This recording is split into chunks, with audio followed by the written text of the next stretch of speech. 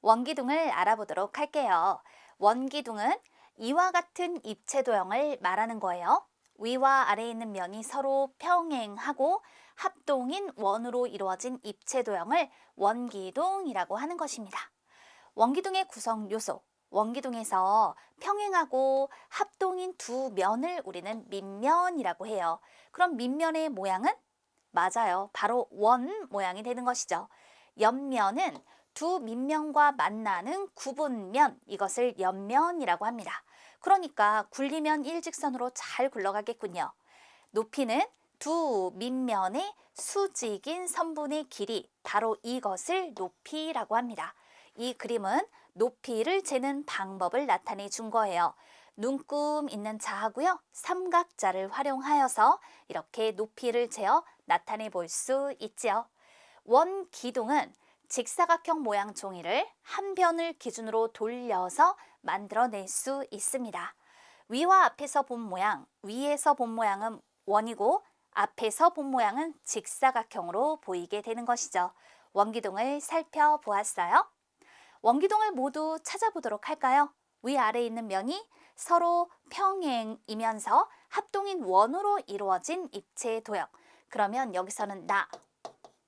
자, 이렇게 원기둥 찾아볼 수 있죠? 다는 원기둥이 아니에요. 왜냐면 이 두 면이 평행이면서 원이긴 하지만 합동이 아니거든요. 그럼 마는 어때요? 평행한 두 면을 볼까요? 서로 합동이면서 원이죠. 그러니까 이렇게 위아래에 있는 면이 서로 평행하면서 합동인 원으로 이루어진 입체 도형, 나하고 마가 원기둥이 되는 거예요. 이어서 원기둥의 전개도를 알아봅시다. 전개도니까 원기둥을 잘라서 펼쳐놓은 그림을 말합니다. 이때 이건 원기둥이고요. 이 오른쪽에 있는 건 원기둥의 전개도가 되는데요. 원기둥의 전개도에서 옆면의 모양을 생각해 보세요. 원기둥에서는 구분면이었는데 이것을 펼친다. 그러면 그렇죠. 직사각형으로 표현이 되겠죠. 밑면의 모양은 원으로 표현이 될 겁니다. 이때 두 밑면은 서로 합동이죠. 밑면의 둘레는 이건 옆면의 가로와 같아요. 옆면인 직사각형의 가로가 바로 밑면의 둘레가 된다. 원기둥의 전개도에서 말입니다. 또 원기둥의 높이가 이 전개도에서 옆면의 세로와 같게 되는 거예요. 이렇게 어느 부분의 길이가 같은지 확인해 두세요. 같은 색깔의 선은 접었을 때 서로 맞닿기 때문에 길이가 같은 것이죠. 따라서 전개도에서, 이 원기둥의 전개도에서 옆면의 이 가로가 밑면의 둘레와 같다. 옆면의 가로가 밑면의 둘레와 같습니다. 그리고 이 옆면인 직사각형의 세로, 이거 어때요? 그렇죠. 맞닿는 부분이니까 그 길이가 같을 수밖에 없는 것입니다. 이렇게 어느 부분이 길이가 같은지 확인해 보았어요. 그럼 원기둥의 전개도가 있을 때 물음에 답해 볼까요? 원기둥의 높이와 같은 길이의 선분을 빨간색 선으로 표시해 보세요. 원기둥의 높이하고요. 원기둥의 전개도에서 옆면인 세로는 그 길이가 같습니다. 빨간색으로. 그 다음에 밑면의 둘레와 같은 길이의 선분을 파란색 선으로 표시해 보세요. 밑면의 둘레와 길이가 같은 선분, 바로 이 직사각형의 가로가 되겠죠. 파란색 선으로 표시해 보았어요. 이어서 세 번째 개념입니다. 원뿔을 알아볼게요. 원뿔은 이와 같은 입체 도형을 말합니다. 평평한 면이 원이고 옆을 둘러싼 면이 구분면인 뿔 모양의 입체 도형을 말하는 거예요. 평평한 면, 원이죠? 그리고 옆을 둘러싼 면은 구분면이죠? 뿔 모양의 입체 도형, 이런 것을 원뿔이라고 합니다. 원뿔의 구성 요소, 이 평평한 면을 밑면이라고 해요. 따라서 밑면은 한 개가 되는 것이고 옆면은 옆을 둘러싼 구분면이에요. 따라서 얘를 굴리면 제자리에서 원을 그리면서 구르게 됩니다. 원뿔의 꼭지점은 요 뾰족한 부분의 점을 말하고요. 모선은 꼭지점과 밑면인 원의 둘레의 한 점을 이은 선분을 모선이라고 해요. 그러면 이 하나의 원뿔에서 모선은 셀 수 없이 많죠? 그 길이는 모두 같을 거예요. 또 높이는 원뿔의 꼭지점에서 밑면의 수직인 선분의 길이를 높이라고 하는 것입니다. 이처럼 원뿔의 구성 요소를 확인해 보았습니다. 원뿔은 직각삼각형 모양의 종이를 한 변을 기준으로 돌렸을 때 만들어지는 거예요. 이 직각을 낀 두 변 중 한 변을 우리가 기준으로 해서 돌리면 이런 원뿔이 만들어지게 됩니다. 물론 이 변을 기준으로 돌렸을 때에도 원뿔이 만들어지게 되고요.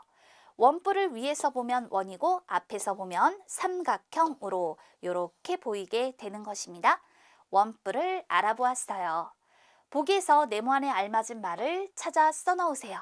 그러면 옆면, 원뿔의 꼭지점, 모선, 밑면, 높이 요 평평한 면 있죠? 얘를 밑면이라고 하는 거예요.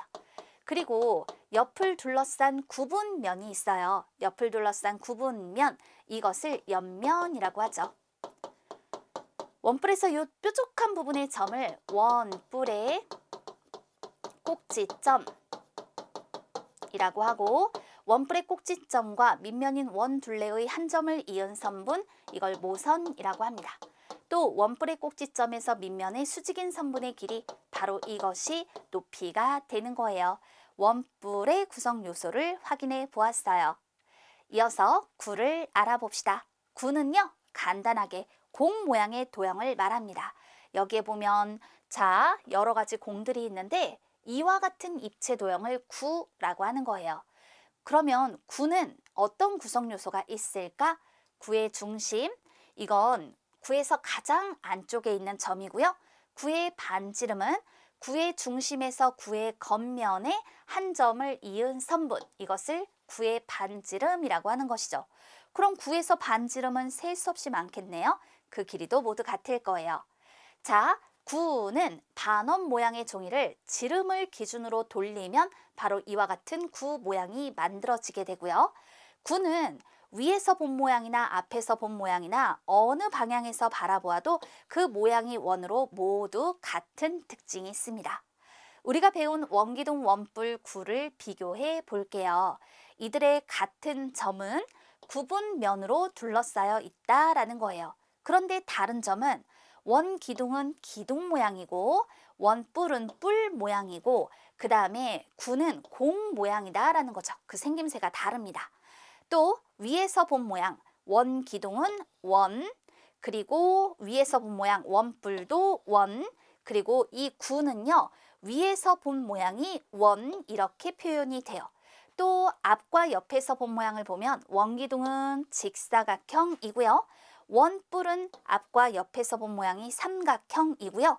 구는 앞과 옆에서 본 모양도 원입니다. 그러니까 구는 어느 방향에서 보아도 모두 원으로 보인다라는 거죠. 이렇게 우리는 같은 점과 다른 점, 이와 같은 것들을 구분해 둬야겠습니다. 문제를 봅시다. 반원 모양의 종이를 오른쪽과 같이 지름을 기준으로 돌린다. 물음에 답해 봅시다. 반원 모양의 종이를 돌려 만든 입체 도형의 반지름은 몇 센티미터일까요? 이걸 딱 돌려서 만든 것은 이렇게 생긴 구가 만들어지는 거예요. 그러니까 그 구의 반지름을 구하세요 라는 뜻이 되는 거거든요. 구의 반지름은 요 반원의 반지름과 같습니다. 반원의 지름이 6cm면 반지름은 3cm죠. 따라서 이때 3cm로 답해 주세요. 원기둥, 원뿔, 구를 확인해 보았어요.